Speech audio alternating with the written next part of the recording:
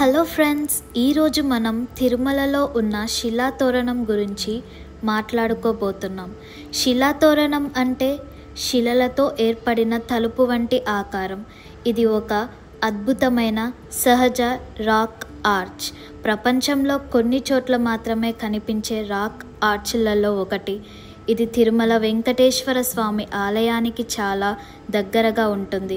అందుకే దీనికి ఆధ్యాత్మిక ప్రాముఖ్యత కూడా ఉంది. 1980లో భూగర్భ శాస్త్రవేత్తలు శిలాతోరణాన్ని గుర్తించారు.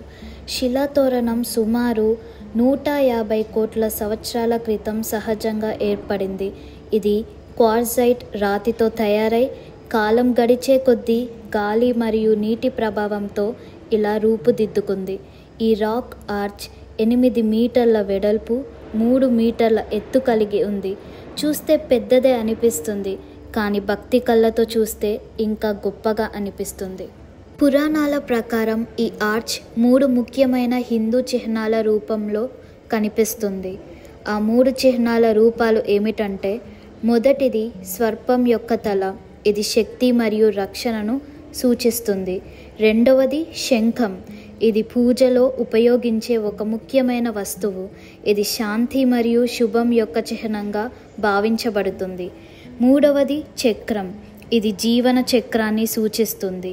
ఈ 3 చిహ్నాలు కలిసి వెంకటేశ్వరుడి విగ్రహానికి సంబంధించిన పవిత్రతను మరియు ఆధ్యాత్మికతను ప్రతిబింబిస్తాయి.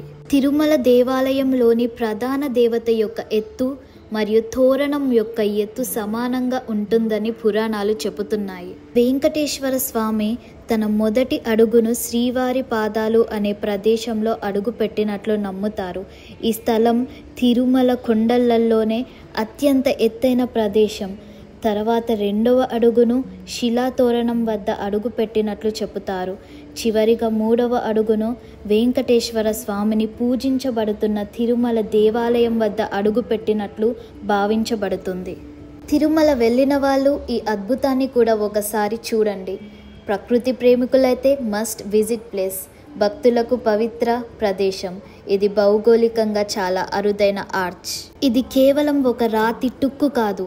ఇది చరిత్ర, భక్తి, విజ్ఞానం అన్నీ కలిసిన ఒక అద్భుతం. సో నెక్స్ట్ టైం తిరుమల వెళ్ళినప్పుడు శిలాతోరణం దగ్గర ఓ ఫోటో తీసుకోవడం మర్చిపోకండి.